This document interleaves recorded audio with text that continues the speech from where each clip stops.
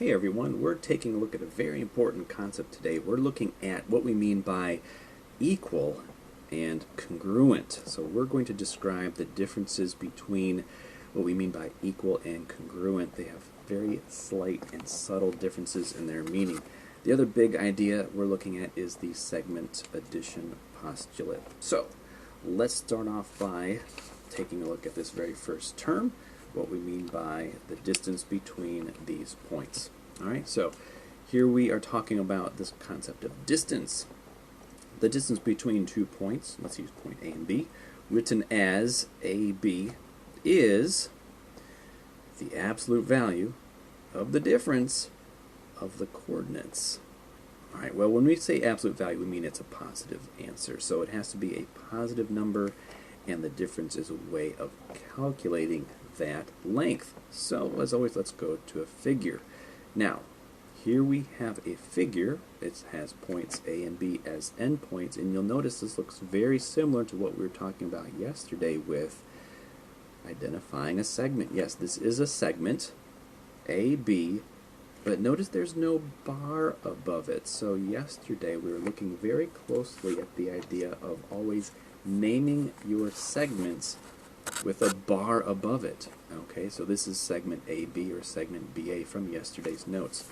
But all of a sudden now the bar is gone. Why is that? Because we're communicating a certain quality about that segment. We're talking about its value, which is its length, or the distance between those 2 points. So let's identify that detail here in this little box for notation. We would say the name of the segment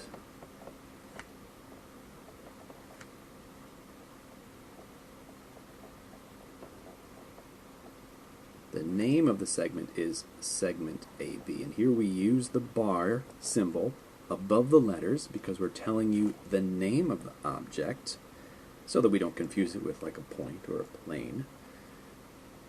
But when we're talking about its length,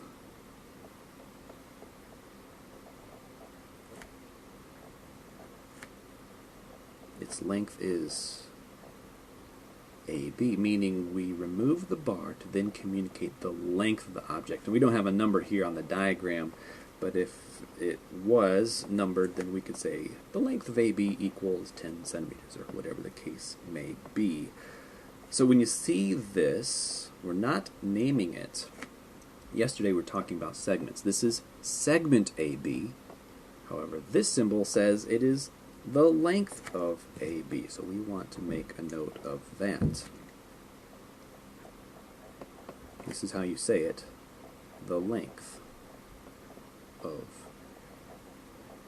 AB,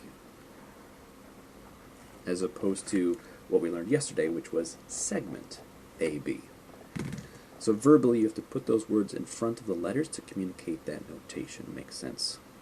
Think of traveling on the highway, and here's your car, and you're zooming along, and there's always these little mileage signs, and here you happen to be at mile 10.1, and here's another mileage sign, and here is 10.2. Now, if we want to find the distance between those, we can simply find the difference. That means do a subtraction problem. So if I call this point A and the second mileage sign is point B, well then to find the length of AB, we're going to do a subtraction problem.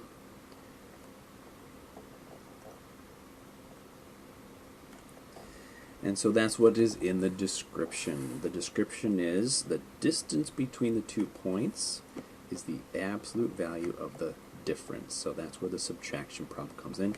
And the absolute value, just make sure that it's a positive length. We don't want any negative length. So here's my absolute value. And if we were to calculate that out, well, then we would get a result of 0.1, whatever the units are, miles probably.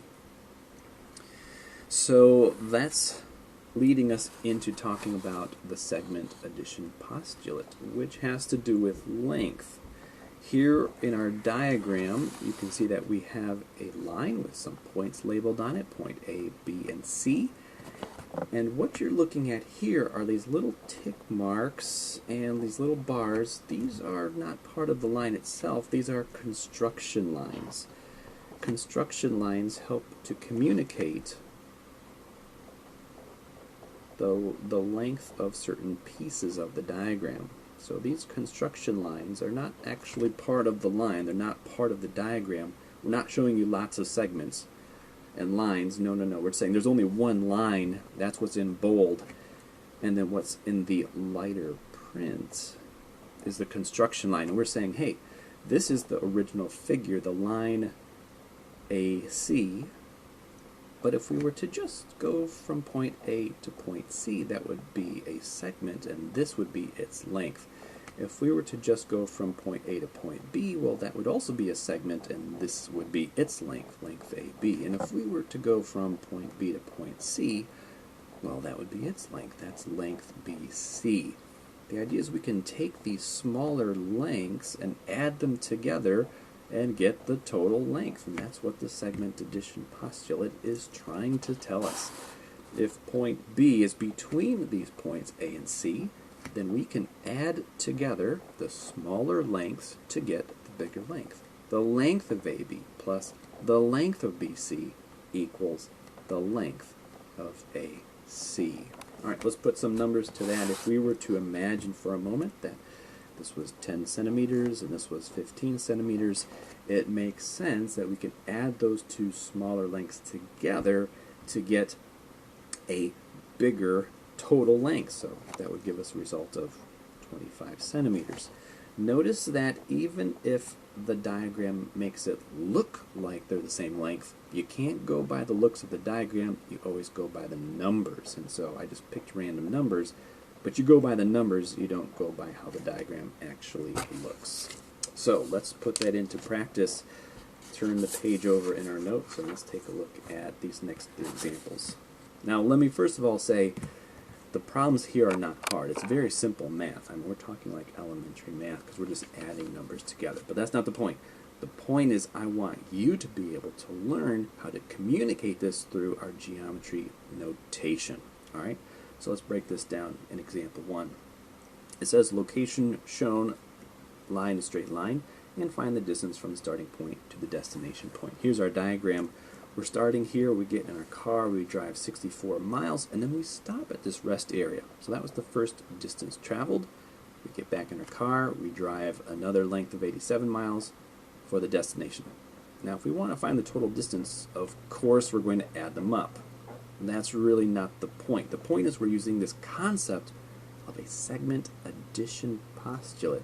So here's the first segment that goes from S to R, and then here's the second segment that goes from R to D. Those are the segments we have to add together. So what that means is we are going to label them with their geometry notation. There's segment length SR. We're going to add that to segment length RD. Now what do we get? Not the number, but what's the name of the segment we get when we add those together?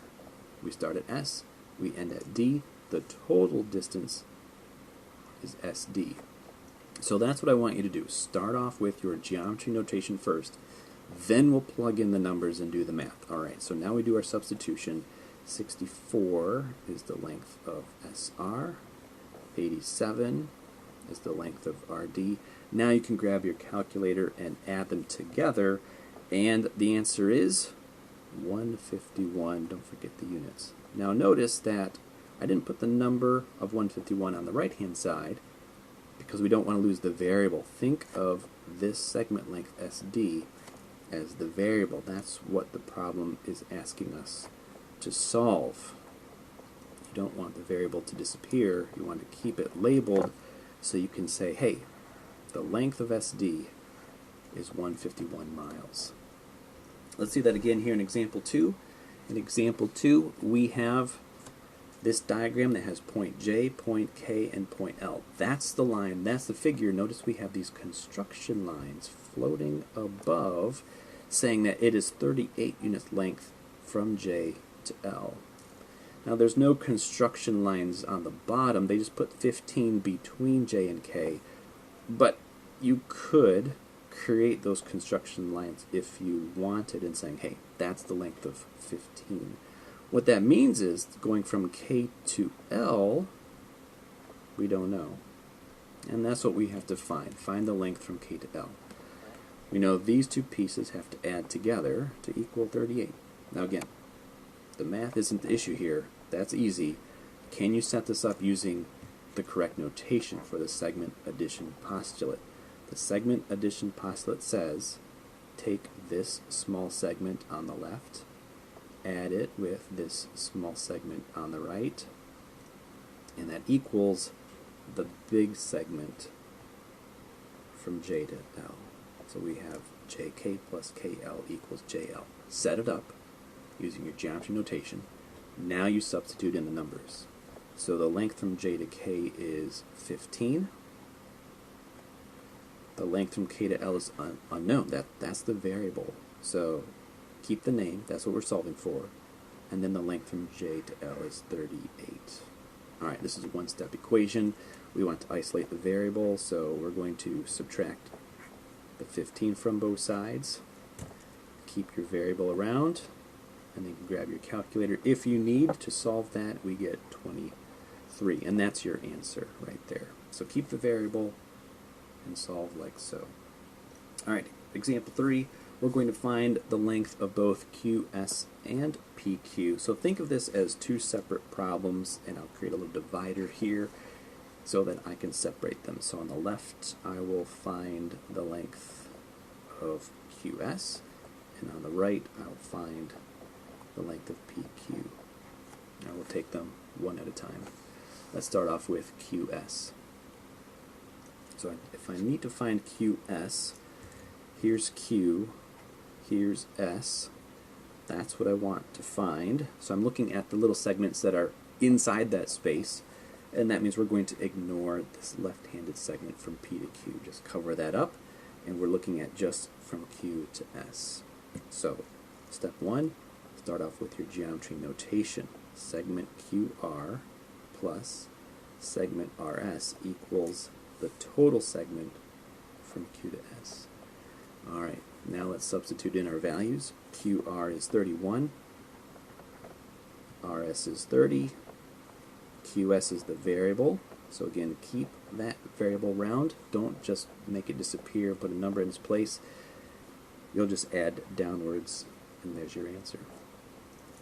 To find PQ, that's the next one we have to find. There's P, there's Q, and that's the missing piece. So we want to find one more segment that is next to it, and that's this segment here to the right. So now we're chopping off segment RS and just looking at these two segments, PQ and QR. We're going to add those two together in our segment addition postulate. So again, set it up with your right notation. We want segment PQ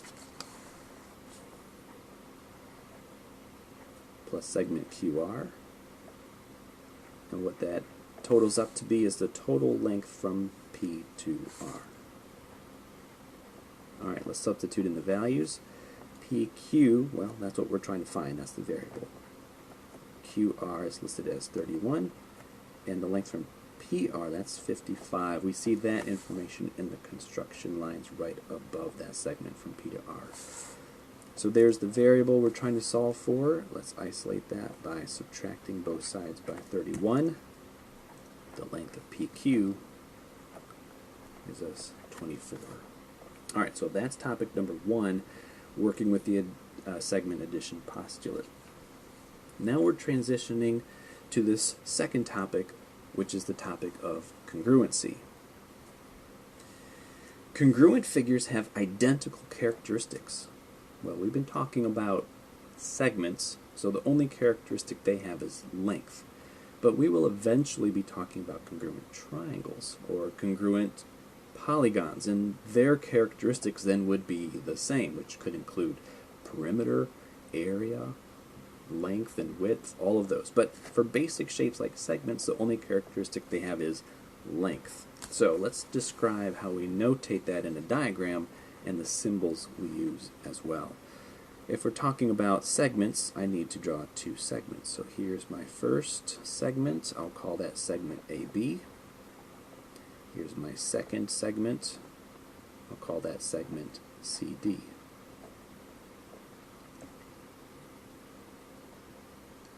Now if they have an identical characteristic, that means they have an identical length, and that means we want to communicate on the diagram how we know that they have an identical length, and we're going to put these little tick marks in the middle. You can see right below here in this chart they've already included a little tick mark here on the diagram. You could use a single pair of tick marks like what was printed here on the page, but it could also be a double pair of tick marks or a triple pair of tick marks, as long as it's the same number of tick marks on those two. You look at the diagram and say, hey, this number of tick marks matches the number of tick marks on that segment. They must have the same characteristic. They must have the same length. That means they are congruent. So we want to communicate that these two segments are congruent. So we say segment AB is congruent to, and so you make that equal sign and you put the tilde on top. That symbol is the congruent symbol. Segment AB is congruent to segment CD. Again, in naming the segments, you can shuffle the letters around forwards or backwards. Let's practice that for a moment, because some students draw this symbol backwards or in some other pattern that is not correct. So once you get the equal sign down, how do you do this?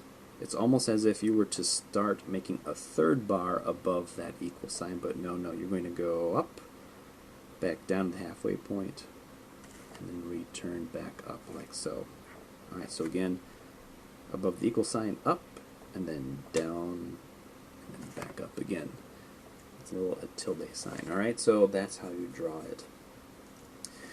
Think about an instance where you don't actually take the measurement, but you know two things to be the same length.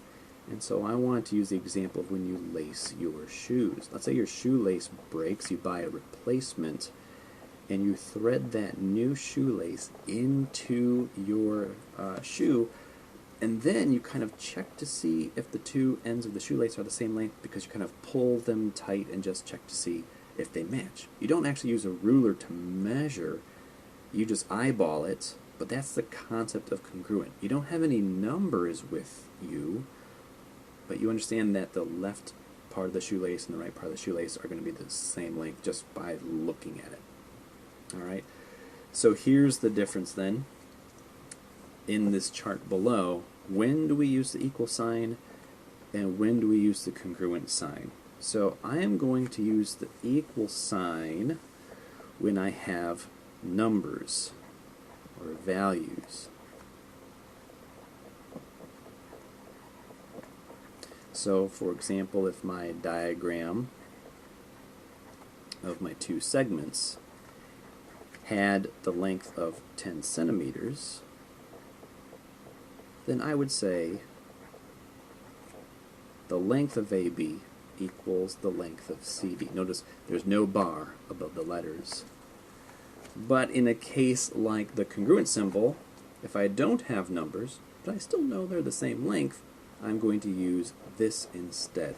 So here I don't have numbers, or maybe I do have some numbers and I'm starting off with them, but then I'm transitioning and focusing more on their same characteristic than the actual value of the numbers themselves. And we'll see that here in this next example. So let's take a look at example 4. Let's plot these points, find the lengths of these segments, and determine whether segment FG and segment HJ are congruent. Now if they're congruent, they have to have the same length. So we can check their lengths first, then we can say if they have the same characteristic. Okay? So we're plotting point F, which is located at 4, 5. Remember that first number is the distance on your x-axis, so 4 to the right, and then 5 up. Now it's a point, and in geometry you always have to label your points, so put that capital letter next to the point. G is located at -5, 1. 1 to the left. 5 up, there's point G. Now because the question is asking is segment FG congruent to HJ, then FG is my segment. We'll connect those 2 points. That's the first segment. Okay. Point H is located at 3, 3. And then point J is at 3, -2. And connect those. Now, as long as we have horizontal segments and vertical segments, we can just count the distance. If it was a slanted, we would have to use the distance formula. We'll learn that on another day. So this distance is 1, 2, 3, 4, 5 units in length. This is also 1, 2, 3, 4, 5 in length. So obviously they have the same length, and obviously they have the same characteristics, so they are congruent. So the answer is yes. But before we just write down yes and walk away, think about how we would communicate this using our geometry notation. So we now know that segment FG is 5 units in length. We also know that segment HJ is 5 units in length. Notice there's no bar, because now we're using a number, and because they are both equal to 5, we can then say that these lengths must be equal to each other. So we know that the length of FG is equal to the length of HJ.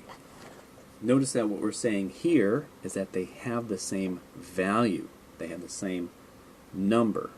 But the question is, are they congruent? And that is focusing not on the number, but on their quality, their characteristic. And yes, they do have the same length.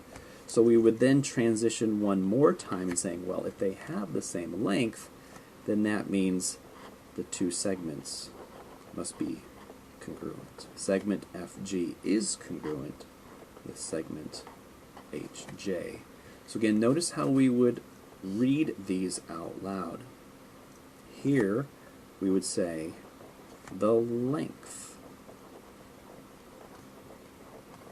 of FG is equal to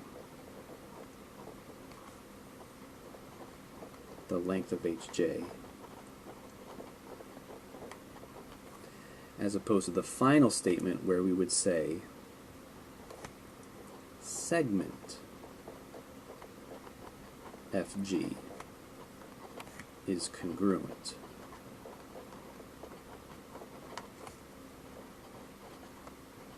to segment HJ. So that's the wording we have to put to the symbols. Alright, so that's the difference between equal and congruent. Let's take a look at a couple more examples here. In example 5, we're increasing the challenge a bit because there is no diagram. We have to figure out how to draw that ourselves. And then we'll do this first construction right below that. Example 5 says, in segment RT, the length of RS. You hear how I change my wording when the bar is missing. So this is a segment, this is a length. In segment RT, the length of RS equals 2x minus 8. The length of ST equals 3x minus 10. And the length of RT equals 17. Let's solve for x and find the measures of each segment. Draw the segment below. Alright, so let's draw this segment. Here is my segment that goes from point R to point T. And then all of a sudden we have this point S showing up because we have a length that goes from R to S. Well, S has to be somewhere on here, but we don't really know where it goes. Is it in the middle? Is it closer to point R? Is it closer to point T? It doesn't really matter when we're creating the diagram because we don't go by how the diagram looks. We just go by the numbers or the expressions tied to the diagram. So pick any place you want and we'll call that point S. So now it'll be helpful to draw some construction lines because we're saying from R to S, from here to here, that distance is represented by the expression 2x minus 8. From S to T, that distance is represented by the expression 3x minus 10. And then from R to point T, that is exactly 17. So that's our diagram. We're back to working with the segment addition postulate. Because we have two segments that are right next to each other, we could add them up to this total length, and that's exactly what we're going to do. Segment RS, the length of RS plus the length of ST will equal the length of RT. So the segment on the left plus the segment on the right will equal the total. So we set it up using our geometry notation, then we do our substitution. RS is represented by 2x minus 8. ST is represented by 3x minus 10. And RT is 17.